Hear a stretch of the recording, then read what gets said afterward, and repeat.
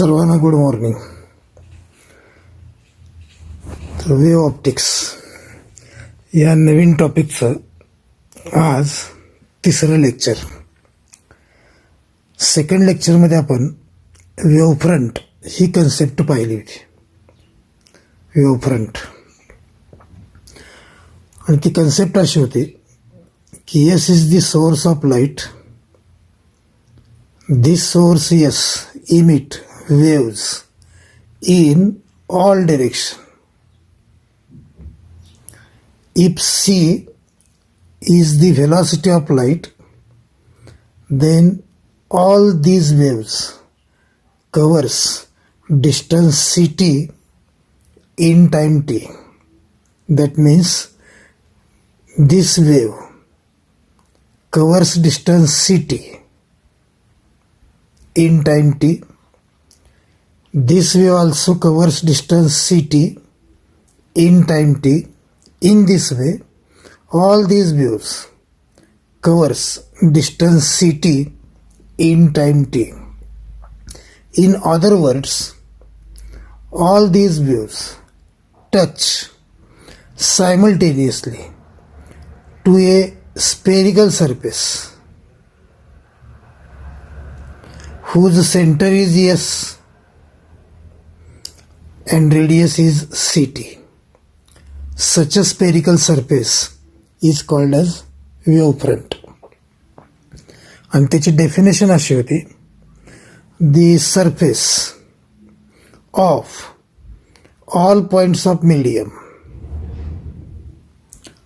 to which waves reach simultaneously, so that all these points are in same phase.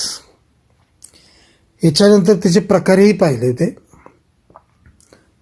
एक spherical वेव्हफ्रंट की जो आता आपण पाहतोय, दुसरा प्लेन वेव्हफ्रंट आणि तिसरा प्रकार होता सिलेंड्रिकल वेव्हफ्रंट. हे आपण लास्ट व्हिडिओ लेक्चरमध्ये पाहिलं होतं. याशिवाय लास्ट व्हिडिओ लेक्चरला शेवटी जाता जाता आपण हायजेन्स प्रिन्सिपलही पाहिलं होतं.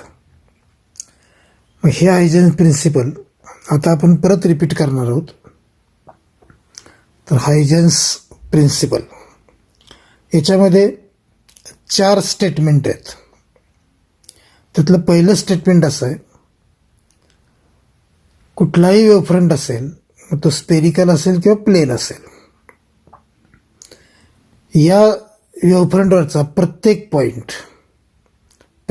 पॉइंट हा सेकंडरी सोर्स म्हणून ॲक्ट होतो आणि तो ऑल डिरेक्शनला सेकंडरी वेव्हज इमिट करतो. म्हणजे हा पॉइंट जो आहे वेव्हफ्रंटवरचा तो सेकंडरी वेव्हज इमिट करेल सर्व डिरेक्शनला. याचप्रमाणे प्रत्येक पॉइंट हा सेकंडरी वेव्हज इमिट करेल. म्हणून हायजेन्स प्रिन्सिपलचं पहिलं स्टेटमेंट असं आहे, every point on the wavefront acts as a secondary source and it emit secondary waves in all possible direction. Every point on the wavefront acts as a secondary source and they emit secondary waves in all possible direction.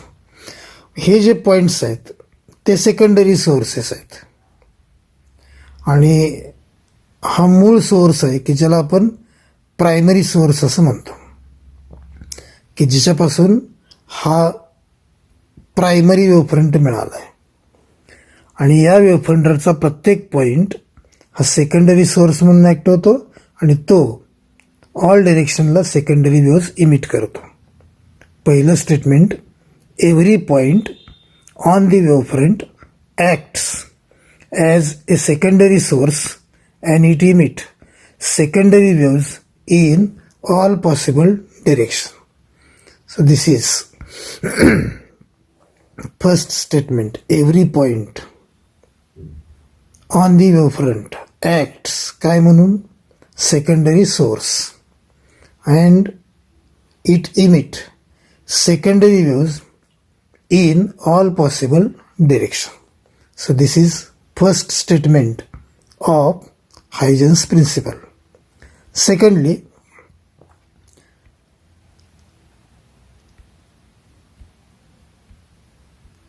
these secondary waves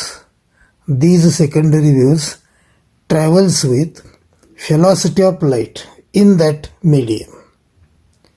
medium जर vacuum असेल, air असेल, vacuum किंवा air असेल तर velocity of light C इतकी असते, म्हणजेच 3 × 10⁸ metre per second इतकी असते. मीडियम जर व्हॅक्यूम किंवा एअर असेल तर या सेकंडरी वेव्ज या व्हेलॉसिटीने ट्रॅव्हल होतात. असं हायजन्स प्रिन्सिपलचं सेकंड स्टेटमेंट आहे. Secondary waves travels with velocity of light in that medium. So second statement, secondary waves travels with speed of light in that medium. Now third statement.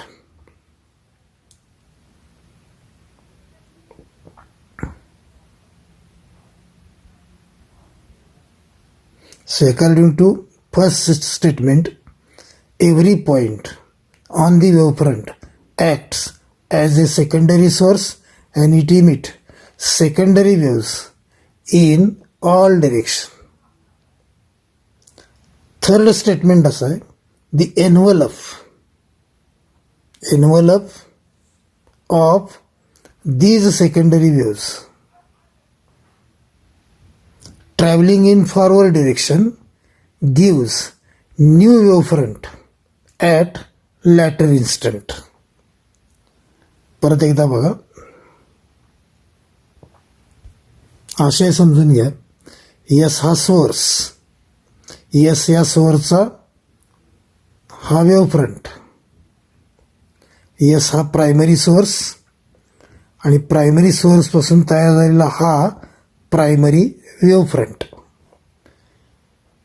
पहिल्या स्टेटमेंटनुसार या वेवफ्रंटचा प्रत्येक point हा secondary source म्हणून act होतो आणि प्रत्येक point secondary waves emit करतो.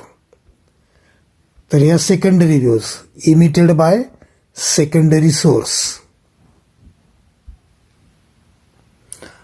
Third statement असं आहे की या ज्या सेकंडरी वेव्ज आहेत या सेकंडरी वेव्जचा envelope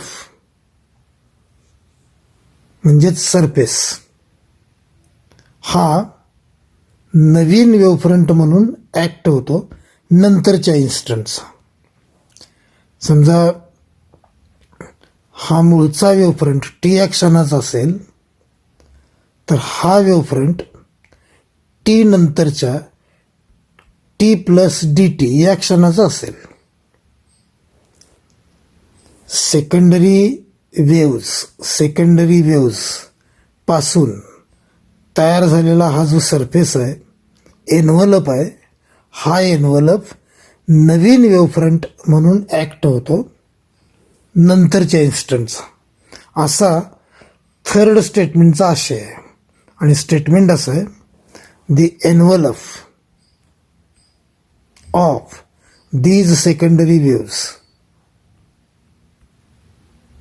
traveling in forward direction gives new wavefront at later instant.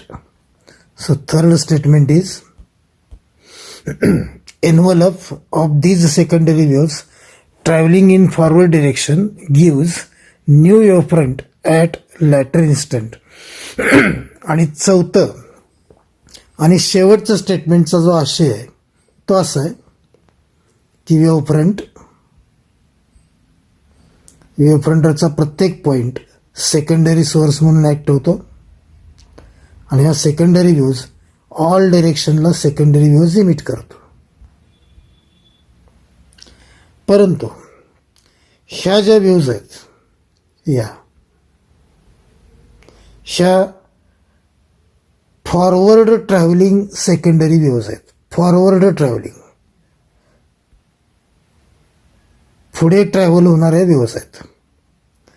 या फॉरवर्ड ट्रॅव्हलिंग वेव्हज ज्या आहेत या इफेक्टिव्ह असतात, परंतु ह्या ज्या बॅकवर्ड ट्रॅव्हलिंग सेकंडरी वेव्हज आहेत त्या मात्र इनइफेक्टिव्ह असतात, त्या प्रभावी नसतात. फक्त पुढच्या दिशेने ट्रॅव्हल होणाऱ्या ज्या सेकंडरी वेव्हज आहेत त्या इफेक्टिव्ह आहेत, परंतु मागच्या डिरेक्शनने बॅकवर्ड डिरेक्शनने ट्रॅव्हल होणाऱ्या सेकंडरी वेव्हज ह्या इनइफेक्टिव्ह असतात, प्रभावी नसतात, त्यांचा विचार करायचा नसतो. असा फोर्थ स्टेटमेंटचा आशय आहे. आणखी एकदा समजून घेऊ. हा वेव्हफ्रंटवरचा हा पॉईंट सेकंडरी सोर्स म्हणून ॲक्ट होईल आणि तो सेकंडरी वेव्हज इमिट करेल, परंतु या पॉईंट सोर्सनं किंवा या पॉईंटनं ज्या मागच्या दिशेत सेकंडरी वेव्हज इमिट केलेत या सेकंडरी वेव्हज इनइफेक्टिव्ह असतात, त्या प्रभावी नसतात, परंतु ह्या ज्या फॉरवर्ड ट्रॅव्हलिंग सेकंडरी वेव्हज आहेत या मात्र इफेक्टिव्ह असतात, परंतु बॅकवर्ड ट्रॅव्हलिंग सेकंडरी वेव्हज ह्या मात्र इनइफेक्टिव्ह असतात. म्हणून चौथं स्टेटमेंट असं आहे, secondary waves travelling in backward direction are ineffective. Secondary waves travelling in backward direction are ineffective, प्रभावी नसतात, त्यांचा विचार करायचा नाही. तर असे एकूण 4 स्टेटमेंट आहेत आणि हे सुद्धा एक अतिशय महत्त्वाचं असं प्रिन्सिपल आहे या वेव्ह ऑप्टिक्स टॉपिकमधलं. Every point on the wave front acts as a secondary source and it emit secondary waves in all possible direction. Secondary waves travels with velocity of light in that medium. Envelope of these secondary waves gives new wavefront at later instant, and secondary waves traveling in backward direction are ineffective. आता या हायजेन्स प्रिन्सिपलचा वापर करून आपण वेव्हफ्रंट construct करू शकतो, वेव्हफ्रंटची रचना करू शकतो. मग त्यामध्ये 2 कन्स्ट्रक्शन्स आपण पाहणार आहोत. त्यातली पहिली कन्स्ट्रक्शन आहे कन्स्ट्रक्शन ऑफ प्लेन वेव्हफ्रंट. जर एखाद्या पर्टिक्युलर इन्स्टंटचा, उदाहरणार्थ टी या इन्स्टंटचा जर प्लेन वेव्हफ्रंट ची पोझिशन माहीत असेल, टी या क्षणाची प्लेन वेव्हफ्रंटची पोझिशन माहीत असेल, तर टी नंतरच्या क्षणाची प्लेन वेव्हफ्रंटची पोझिशन आपण निश्चित करू शकतो, कन्स्ट्रक्ट करू शकतो. आणि हे कन्स्ट्रक्शन हायजेन्स प्रिन्सिपलवरती अवलंबून असतं, की जे प्रिन्सिपल आपण जस्ट पाहिलं.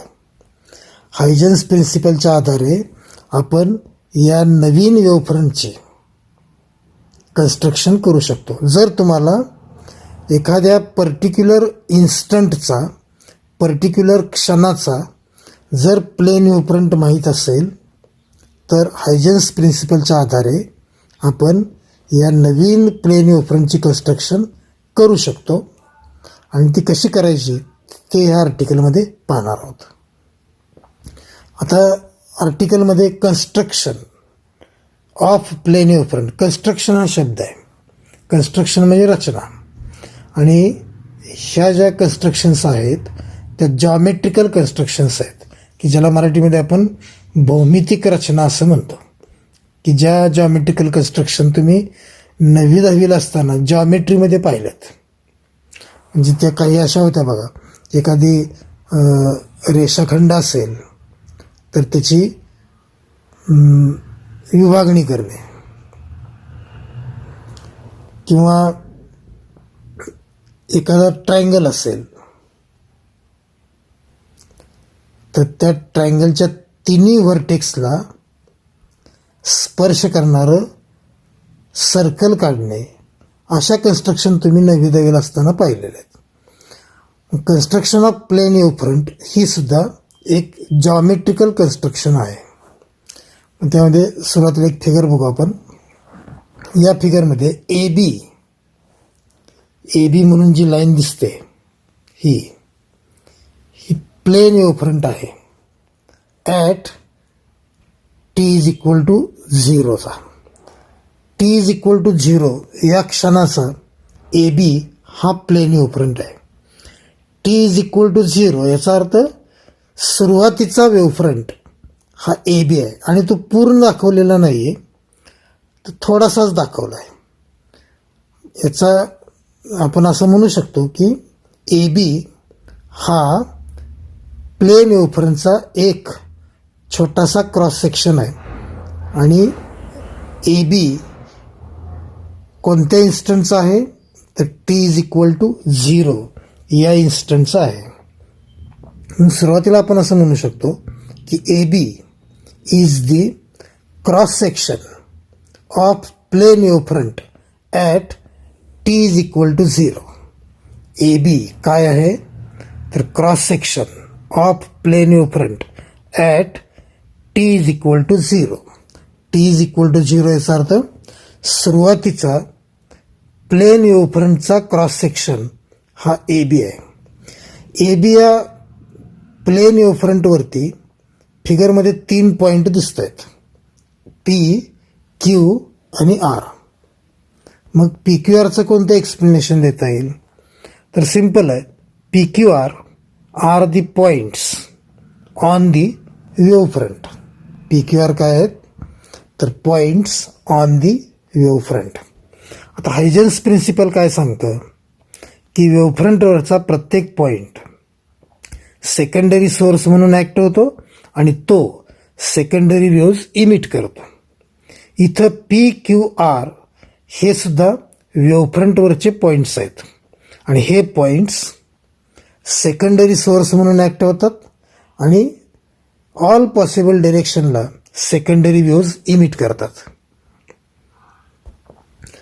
So according to Huygens principle these points P, Q and R acts as a secondary source and they emit secondary waves in all possible direction. So according to Huygens principle, points P, Q, R acts as the secondary sources and they emit secondary waves in all possible direction. Huygens प्रिन्सिपलचं पहिलंच statement आहे, every point on the wave front acts as the secondary source and it emit secondary waves in all directions. मग त्या स्टेटमेंटनुसार these points P Q R acts as the secondary source and they emit secondary waves in all directions. आता P Q R या secondary सोर्सेसनी ज्या secondary waves emit केलेत त्या secondary waves T इतक्या टाईममध्ये टी इतकं डिस्टन्स कव्हर करतील. जर व्हेलॉसिटी ऑफ लाईट व्ही असेल तर पी क्यू आर या सेकंडरी सोर्सेसनी इमिट केलेल्या सेकंडरी वेव्ज टी टाईममध्ये टी इतकं डिस्टन्स कव्हर करतील. आता हे कुठनं आणलं तर आपला मूळ फॉर्म्युला आहे, distance is equal to velocity किंवा speed into time. Distance मिळवायचं असेल तर व्हेलॉसिटी आणि टाईम यांचा प्रॉडक्ट घ्यायचा, गुणाकार घ्यायचा. मग व्हेलॉसिटी ऑफ लाईट जर व्ही असेल तर टी इतक्या टाईममध्ये टी इतकं डिस्टन्स कव्हर करतील. Velocity into time, V into T, T इतकं डिस्टन्स टी टाईममध्ये कव्हर करतील. So P Q R acts as the secondary sources and they emit secondary waves. If phi is the velocity of light, then secondary waves covers distance phi t in time t. So, if phi is the velocity of light, then secondary waves covers distance phi t. So capital T ऐवजी small t. So phi is the velocity of light, then in time t, secondary waves covers distance phi t in time t. आता यानंतर construction आहे. मग अशी म्हटलं की ही construction geometrical construction आहे, भौमितिक रचना आहे. मग ती कन्स्ट्रक्शन कोणते, तर phi t इतकी रेडियस घेऊन, phi t इतकी रेडियस घेऊन आणि p q r हे सेंटर्स घेऊन स्पियर्स ड्रॉ करायचे. फिगरमध्ये दिसत आहेत. phi t इतकी रेडियस घेऊन आणि p हा सेंटर घेऊन स्पियर ड्रॉ करायचा. phi t इतकी रेडियस का घ्यायची, तर सेकंडरी वेव्हजनी phi t इतकं डिस्टन्स कव्हर केलंय म्हणून. मग phi t इतकी रेडियस घेऊन आणि p हा सेंटर घेऊन स्पियर काढायचा. नंतर phi t इतकीच रेडियस घेऊन परंतु q हा सेंटर घेऊन दुसरा स्पियर काढायचा. phi t इतकीच रेडियस घेऊन परंतु r हा सेंटर घेऊन तिसरा स्पियर काढायचा.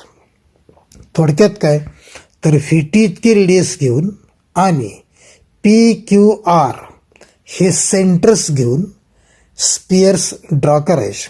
आणि हे जे स्पियर्स आहेत फिगरमध्ये दिसत आहेत, हे जे स्पियर्स आहेत ते स्पियर्स म्हणजे p q r या सोर्सनी इमिट केलेल्या सेकंडरी वेव्हज आहेत. हा स्पियर म्हणजे p या सेकंडरी सोर्सने इमिट केलेल्या सेकंडरी वेव्हज आहेत. हा स्पियर म्हणजे q या सेकंडरी सोर्सनं इमिट केलेल्या सेकंडरी वेव्हज आहेत. तसंच हा सुद्धा स्पियर म्हणजे आरनं इमिट केलेल्या सेकंडरी वेव्हज आहेत. तर कन्स्ट्रक्शन कोणते, स्पियर्स काढायचे. स्पियर्स काढताना रेडियस किती घ्यायची, phi t, आणि सेंटर्स कोणते घ्यायचे, p q r. हे जे स्पियर्स आहेत ते p q r यांनी इमिट केलेल्या सेकंडरी वेव्हज आहेत. आणि शेवटची कन्स्ट्रक्शन असे आहे की हे जे स्पियर्स आहेत त्यांना टच करणारा एन्व्हलप A1 B1 ड्रॉ करायचा. फिगरमध्ये दाखवला आहे. स्पियरना टच करणारा A1 B1 हा एन्व्हलप काढायचा. आणि हाच envelope new wavefront at instant t represent करतो. AB is the wavefront at t is equal to 0. AB is the plane wavefront at time t is equal to 0, but A1 B1 is the new wavefront at later instant t. The construction, draw spheres. 1 minute. Yes, draw spheres whose centers are P, Q, R and radius is phi t. These spheres represents secondary waves of secondary sources P, Q, R. Then draw envelope A1 B1. Draw envelope A1 B1 touching two spheres. And this envelope A1 B1 represents new wavefront at later instant t. So construction is, draw spheres whose centers are PQR and radius is phi t. These spheres काय represent करतात? These spheres represents secondary wavelets of P, Q and R. Then draw envelope A1 B1 कसा, touching two spheres. And this envelope A1, B1 represents new plane wavefront at latter instant t. आणि असा envelope इकडे पण काढता येईल, पण हा नवीन वेवफ्रंट होऊ शकत नाही, कारण ह्या बॅकवर्ड ट्रॅव्हलिंग ज्या सेकंडरी वेव्ज आहेत त्या कशा असतात, हायजेन्स प्रिन्सिपलमध्ये आपण पाहिले की बॅकवर्ड ट्रॅव्हलिंग सेकंडरी वेव्ज इनइफेक्टिव्ह असतात. म्हणून पाठीमागं तसा एनव्हलप काढता येईल, पण त्याला कुठलंही अस्तित्व नसतं, म्हणून हा एनव्हलप काढायचा नाही. फक्त A1, B1 हाच एनव्हलप न्यू वेवफ्रंट म्हणून रिप्रेझेंट करेल. So backward travelling secondary waves are ineffective. एवढंच एक्सप्लेनेशन आहे. आणि या एक्सप्लेनेशनमध्ये एवढीच कन्स्ट्रक्शन आहे. कन्स्ट्रक्शन एवढीच आहे की ड्रॉ स्पियर्स काढताना सेंटर्स कोणते, PQR, रेडियस किती, FT. So draw spheres whose centers are PQR and radius is FT. And these spheres काय रिप्रेझेंट करतात? These spheres represent secondary wavelets, secondary waves of secondary sources P, Q and R.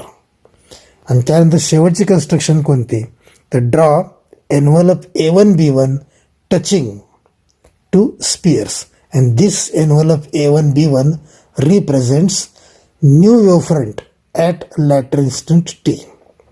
कन्स्ट्रक्शनच्या अगोदरचं हे explanation जे आहे तेही तसं simple आहे.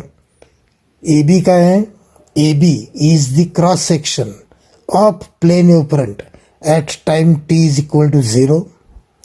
PQR are the points on wavefront AB. According to Huygens principle, these points P, Q and R acts as the secondary sources and they emit secondary waves. These secondary waves covers distance Vt in time t if phi is the velocity of light. Then secondary waves covers distance Vt, hence draw spheres by taking radius Vt and centers are PQR, and these spheres represents secondary waves of PQ and R. Then last construction, draw envelope A1, B1 touching to all spheres, and this envelope A1, B1 represents new wavefront at latter instant. आता हे explanation मी 1-2 वेळा repeat केलं, आणि हे जर लक्षात आलं तर पुढचं आर्टिकल अतिशय सिंपल आहे, कन्स्ट्रक्शन ऑफ स्पेरिकल वेवफ्रंट. आता सुरुवातीला फिगर बघू. आता कन्स्ट्रक्शन ऑफ प्लेन वेवफ्रंट जे आपण जस्ट पाहिलं त्याचं एक्सप्लेनेशन आणि कन्स्ट्रक्शन ऑफ स्पेरिकल वेवफ्रंट याचं एक्सप्लेनेशन अगदी सेम आहे. आणि एक जर लक्षात आलं तर दुसरंही ॲटोमॅटिक सांगता येतं. इथं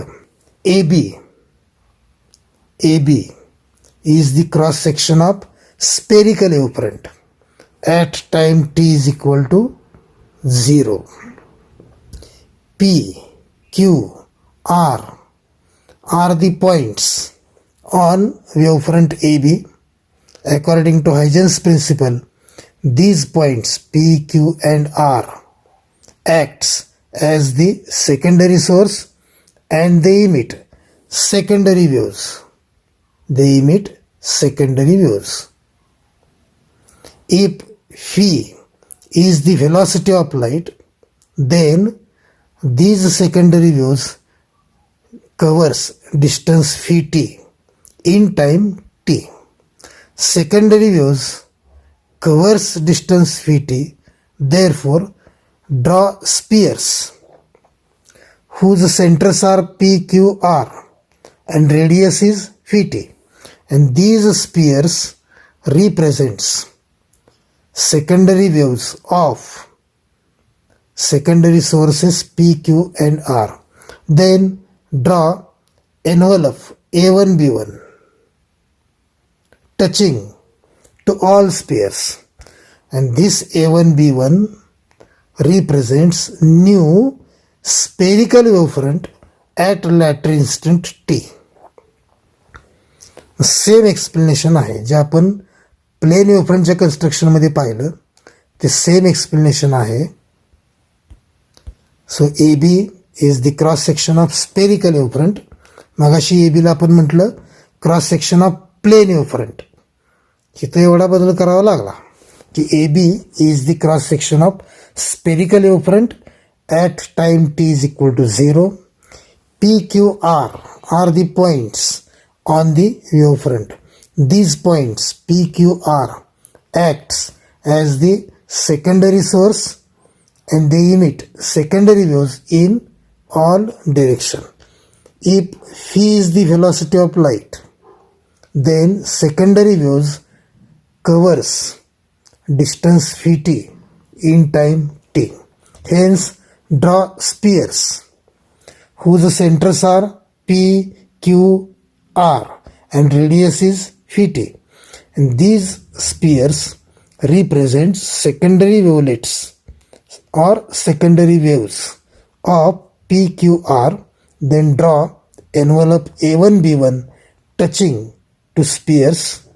This envelope A1B1 represents new spherical wavefront at latter instant t, and असा एनव्हलप बॅकवर्ड साईडला सुद्धा काढता येईल, परंतु या एनव्हलपला आपण न्यू वेव्हफ्रंट म्हणू शकत नाही, कारण या एनव्हलपला फिजिकल एक्झिस्टन्स नसतो, त्याला कुठलंही अस्तित्व नसतं. का नसतं? त्याचं उत्तर हायजेन्स प्रिन्सिपलमध्ये आहे. हायजेन्स प्रिन्सिपलमध्ये शेवटचं स्टेटमेंट असं आहे की backward travelling secondary waves are ineffective. So, backward traveling secondary waves are ineffective. Therefore, this backward wavefront has no physical existence. तर दोन कन्स्ट्रक्शन आपण पाहिलं, दोन्हींचं एक्सप्लेनेशन सेम आहे. दोन्हींचं एक्सप्लेनेशन सेम आहे, फक्त जिथं प्लेन हा शब्द आहे तिथं स्पेरिकल हा शब्द लिहायचा आहे. जिथं दोनच ठिकाणी आहे, जिथं प्लेन हा शब्द आहे तिथं स्पेरिकल शब्द लिहिला की तुम्हाला कन्स्ट्रक्शन ऑफ स्पेरिकल वेव्हफ्रंट हे मिळेल. स्पेरिकल ऐवजी प्लेन हे शब्द वापरले तुम्हाला प्लेन वेव्हफ्रंटच्या कन्स्ट्रक्शनचं एक्सप्लेनेशन मिळेल, आणि फिगर मात्र दोन्ही ठिकाणी वेगळी आहे. ओके. आणि यानंतर आपण एका अत्यंत अत्यंत अत्यंत महत्त्वाच्या आर्टिकलला सुरुवात करणार आहोत. त्याचं नाव आहे reflection of light at a plane surface. खूप वेळा विचारले आणि त्याला आपण आज सुरुवात करतो. हा जेव्हा आपण टॉपिक सुरू केला वेव्ह ऑप्टिक्स, तेव्हा सुरुवातीला आपण इंट्रोडक्शन पाहिली होती. त्या इंट्रोडक्शनमध्ये आपण लॉज ऑफ रिफ्लेक्शन पाहिले होते, आणि ते लॉज ऑफ रिफ्लेक्शन असे होते, एखादा रिफ्लेक्टिंग सरफेस असेल, रिफ्लेक्टिंग सरफेस असा दाखवतात. एखादा रिफ्लेक्टिंग सरफेस असेल आणि त्या रिफ्लेक्टिंग सरफेसवरती एखादा रे ऑफ लाईट इन्सिडेंट झाला तर तो रे ऑफ लाईट त्याच मीडियममध्ये परत जातो, आणि ही जी फिनॉमिनॉन आहे त्याला आपण रिफ्लेक्शन ऑफ लाईट असं म्हणतो. या रेला इन्सिडेंट रे म्हणतात, या रेला रिफ्लेक्टेड रे असं म्हणायचं. ज्या पॉईंटला रिफ्लेक्शन होतं त्या पॉईंटला जर आपण नॉर्मल काढली, याला नॉर्मल म्हणतात.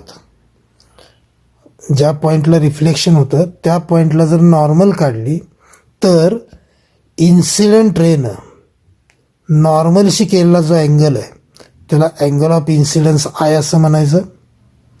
तर रिफ्लेक्टेड रेनं नॉर्मलशी केलेला जो अँगल आहे त्याला अँगल ऑफ रिफ्लेक्शन असं म्हणायचं. मग पहिला लॉ ऑफ रिफ्लेक्शन असा आहे की I is equal to R, किंवा angle of incidence is equal to angle of reflection. This is first law of reflection. Second law is incident ray and reflected ray हे नॉर्मलच्या opposite साईडला असतात. एका बाजूला इन्सिडेंट रे असतो तर दुसऱ्या बाजूला रिफ्लेक्टेड रे असतो. असं कधीच होत नाही की इन्सिडेंट रे आणि रिफ्लेक्टेड रे नॉर्मलच्या एकाच बाजूला आहेत, असं कधीही होत नाही. इन्सिडेंट रे आणि रिफ्लेक्टेड रे नॉर्मलच्या अपोजिट साईडलाच असतात. हाच सेकंड लॉ आहे. Incident ray and reflected ray are lie. Incident ray and reflected ray are lie on opposite sides of normal. Opposite sides of normal. आणि थर्ड लॉ असा आहे, incident ray, reflected ray and normal ही तिघही एकाच प्लेनमध्ये असतात, एकाच प्रतलात असतात. Incident ray, reflected ray and normal are lie in the same plane. तर असे एकूण 3 लॉज आहेत रिफ्लेक्शनचे. First law is angle of incidence is equal to angle of reflection, that is I is equal to R. Second law is incident ray and reflected ray are lie on opposite sides of normal. And third law, incident ray, reflected ray and normal are lie in the same plane. आता हे आपण इंट्रोडक्शनमध्ये पाहिलं होतं. आता जेव्हा आपण Huygens wave theory of light पाहिली त्यामध्ये एका ठिकाणी असं पाहिलं होतं की Huygens wave theory of light clearly explains reflection of light and refraction of light. याचा अर्थ असा की रिफ्लेक्शन ऑफ लाईट याचं अतिशय व्यवस्थित एक्सप्लेनेशन वेव्ह थेअरी देऊ शकते. नुसतं रिफ्लेक्शनच नाही आहे तर रिफ्रॅक्शन ऑफ लाईट ही सुद्धा phenomenon wave theory of light clearly explain करते. आता reflection of light he phenomenon wave theory clearly explain करते.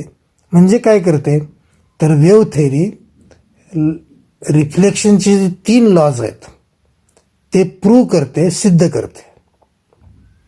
एखाद्या फिनॉमिनॉनचं एक्सप्लेनेशन द्यायचं म्हणजे काय तर त्या फिनॉमिनॉनशी रिलेटेड जे लॉज आहेत ते प्रूव्ह करायचे, सिद्ध करायचे. असं असेल तर आपण म्हणू शकतो की अमुक अमुक थेअरी क्लिअरली एक्सप्लेन्स अमुक अमुक फिनॉमिनॉन, असं आपण म्हणू शकतो.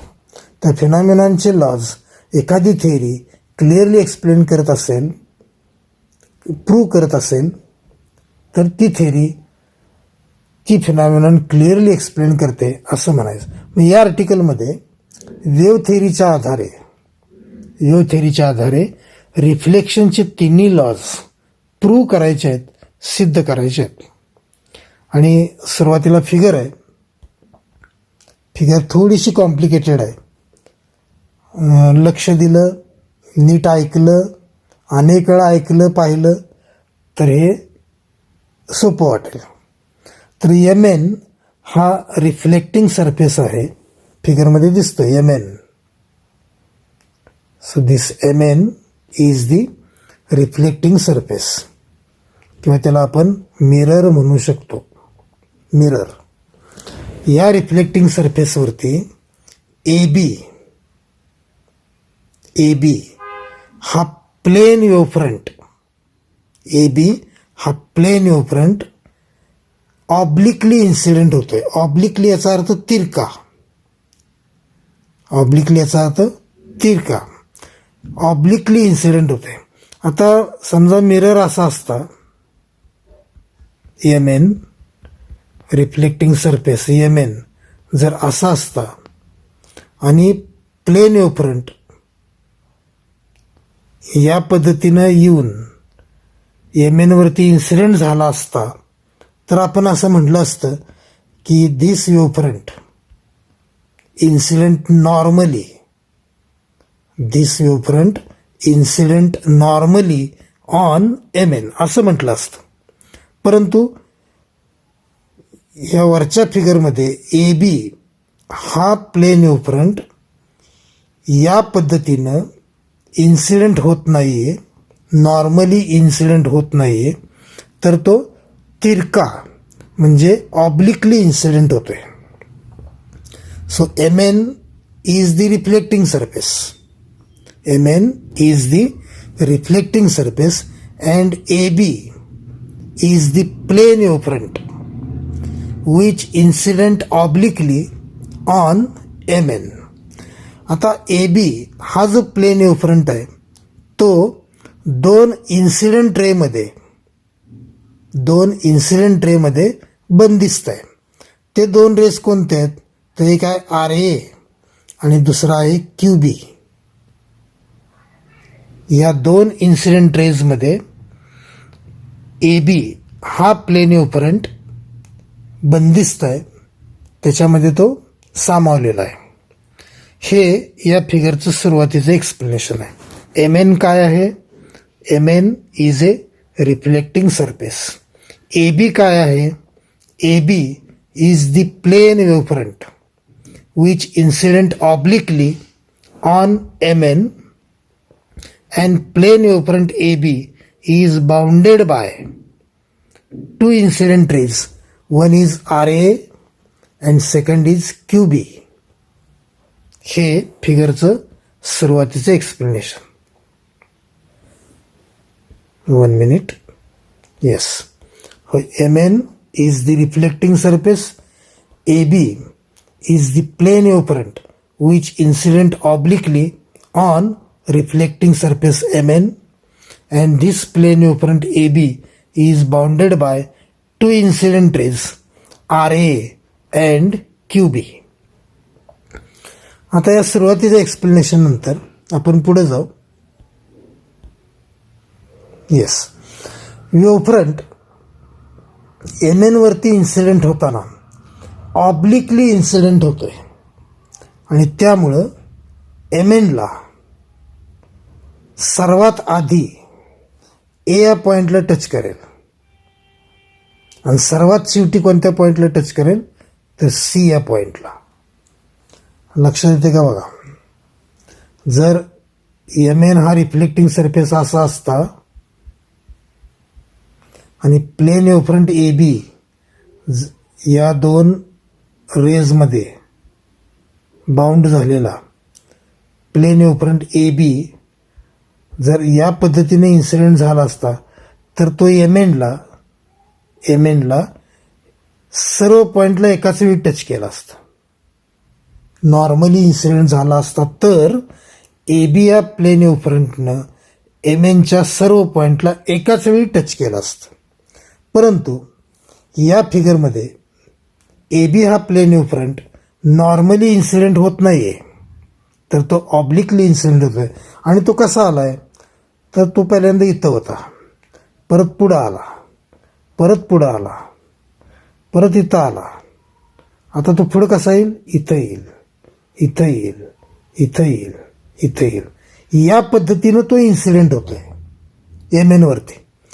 आणि ऑब्लिकली इन्सिडेंट होत असल्यामुळं ए बी हा प्लेन वेव्हफ्रंट एम एनला सर्वात अगोदर ए या पॉइंटला टच करेल आणि सर्वात शेवटी तो सी या पॉइंटला टच करेल.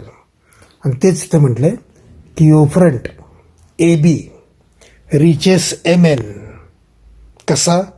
Initially at A and finally at C.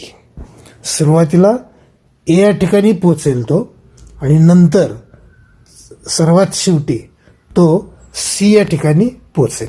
वेव्हफ्रंट A B reaches M N initially at A and finally at C. यानंतर हायजेन्स प्रिन्सिपलनुसार ए हा पॉईंट सेकंडरी सोर्स म्हणून ॲक्ट होईल आणि तो सेकंडरी वेव्ज इमिट करेल. हायजेन्स प्रिन्सिपलनुसार point A acts as a secondary source and it emit secondary waves in the same medium. आणि ज्यावेळी हा पॉईंट महत्त्वाचा आहे, पहिल्यांदा पोचला ए या पॉईंटला वेव्ह फ्रंट, आणि त्यामुळे पहिल्यांदा ए हा पॉईंट सेकंडरी सोर्स म्हणून ॲक्ट होईल आणि तो सेकंडरी वेव्ज इमिट करेल. मग ए ज्यावेळी पॉईंट ए ज्यावेळी सेकंडरी वेव्ज इमिट करत होता त्यावेळी वेव्ह फ्रंट बी पासून सी पर्यंत असा आला. बी पासून सी पर्यंत या पद्धतीनं आला. बी पासून सी पर्यंत यायला वेव्ह फ्रंटला टी इतका टाइम लागला, तर बी सी हे डिस्टन्स फी टी इतका असेल.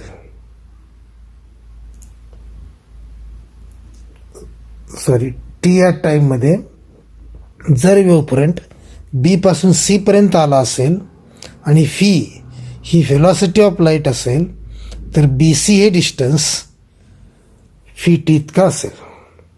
मी काय काय सांगितलं बघा. पहिल्यांदा हायजेन्स प्रिन्सिपलनुसार point A becomes secondary source and it emit secondary waves in the same medium. त्या दरम्यान wave front travels from B to C in time t. Wave front travels from point B to point C in time t, therefore BC is equal to phi t. As soon as wavefront reaches at A, it becomes secondary source and it emits secondary waves in the same medium. Meanwhile, त्या दरम्यान आणखी काय घडलंय? Meanwhile, wavefront AB travels from B to C in time t. If phi is the velocity of light, then BC is equal to phi t. Point B आणि point C यांच्यामधलं अंतर, यांच्यामधलं distance हे किती असेल? फी टी असेल. हे सर्वात जास्त महत्त्वाचं आहे एक्सप्लेनेशन, आणि कळायलाही थोडंसं कॉम्प्लिकेटेड आहे, म्हणून मी परत एकदा रिपीट करतो. वेव्ह फ्रंट इनिशियली कुठं पोचतो? ए या पॉईंटला. शेवटी कोणत्या पॉईंटला पोचतो? तर सी या पॉईंटला. एला आल्या आल्या ए काय करतो? सेकंडरी वेव्ज इमिट करतो. आणि त्या दरम्यान वेव्ह फ्रंट काय करतो? तर बी पासून सी पर्यंत येतो. वेव्ह फ्रंट बी पासून सी पर्यंत यायला जर टी इतका टाइम लागला आणि जर व्हेलॉसिटी ऑफ लाईट व्ही असेल, तर बी सी हे डिस्टन्स फी टी इतका असेल. As soon as wave front reaches at A, A becomes secondary source and it emits secondary waves in the same medium. Meanwhile, wavefront travels from B to C in time t, and therefore BC is equal to phi t, where phi is the velocity of light. आता ज्या काळात, ज्या टाईममध्ये किंवा ज्या T टाईममध्ये ए secondary waves emit करत होता, त्याच टी टाईममध्ये वेव्ह फ्रंट बी पासून सी पर्यंत येत होता. मग एनं ज्या वेव्ज इमिट केल्या सेकंडरी वेव्ज, त्या सेकंडरी वेव्ज टी इतक्या टाईममध्ये तेवढंच म्हणजे व्ही टी इतकं डिस्टन्स कव्हर करतील. Secondary waves from A covers distance V T, covers same distance V T in time t. So in the same time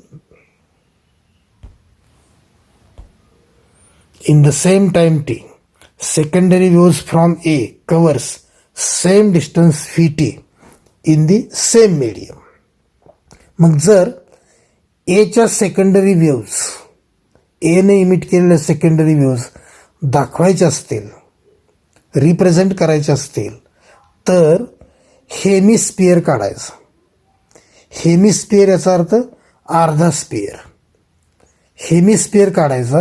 hemisphere काढत असताना ए हा सेंटर घ्यायचा, तर फिटी ही रेडियस घ्यायची. एनं इमिट केलेल्या सेकंडरी वेव्ज फिटी इतकं डिस्टन्स कव्हर करतात म्हणून फिटी इतकीच रेडियस घेऊन आणि ए हा सेंटर घेऊन हेमिस्फिअर काढायचा. फिगरमध्ये दाखवलेला नाही पण तो असं दाखवता येईल. इथं थोडासा दाखवला आहे पण तो असं दाखवता येईल. असा हेमिस्फिअर काढायचा. हा हेमिस्फिअर एनं इमिट केलेल्या सेकंडरी वेव्ज रिप्रेझेंट करतो, किंवा ए या सेकंडरी सोर्सचा वेव्हफ्रंट म्हणून ॲक्ट होतो.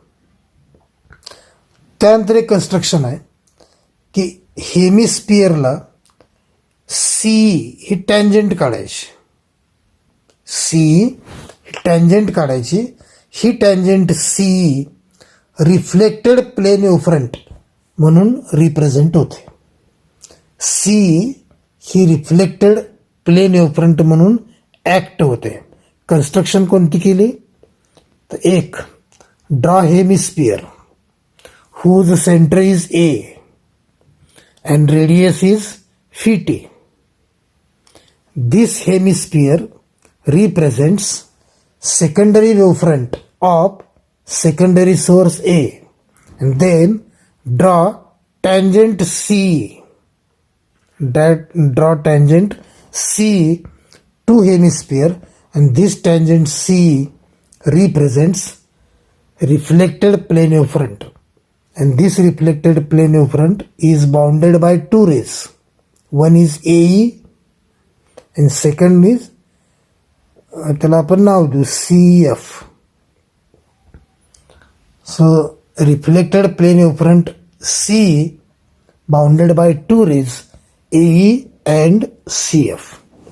So draw hemisphere whose center is A and radius is phi t. This hemisphere represents secondary wavefront of secondary source A. Then draw tangent C to hemisphere, and this tangent C represents reflected plane wavefront. तर इथंपर्यंत या अजून एक आहे की reflected plane wavefront C is bounded by two reflected rays. One is AE and another is CF. इथंपर्यंत या फिगरचं explanation आहे. मी अगोदर असं म्हटलं होतं, आर्टिकलचं नाव आहे reflection at a plane surface. या आर्टिकलमध्ये काय मिळवायचं आहे तर रिफ्लेक्शनचे तिन्ही लॉज प्रूव्ह करायचे आहेत.